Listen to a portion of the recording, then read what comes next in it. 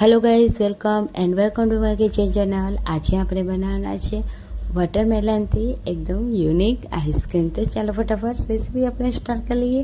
અને આ ઉનાળાની સિઝનમાં આઈસ્ક્રીમ ખાવાની ઘરે જ બને અને ખાવાની હોય તો મજા પડી જાય। તો ચાલો ફટાફટ રેસીપી આપણે સ્ટાર્ટ કરી લઈએ। તો મેં એક મોટી સાઇઝનું તરબૂચ લીધું છે, તેને આપણે કટ કરી લઈશું। અને આ રીતે ઝીણા ઝીણા તરબૂચને આ રીતે કટ કરી લીધા છે, તમે જોઈ શકો છો। તો મેં સરસ એવા ટુકડા કરી લીધા છે।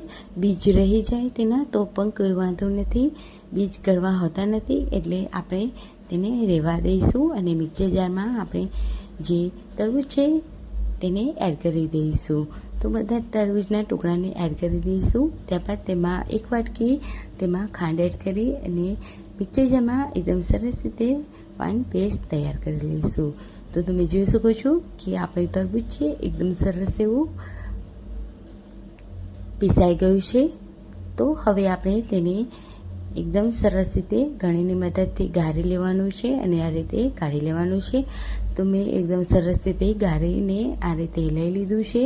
હવે આપણે આઈસ્ક્રીમ મોલ્ડ લઈ લેવાનો છે। તમારી પાસે ના હોય તો તમે ગ્લાસમાં પણ એડ કરી અને આ આઈસ્ક્રીમ છે તેને તમે બનાવી શકો છો।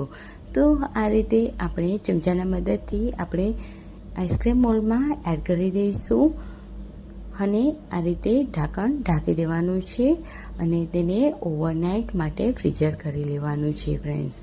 તો તમે જોઈ શકો છો આ રીતે આપણે ઢાંકણને ઢાંકી દેવાના છે।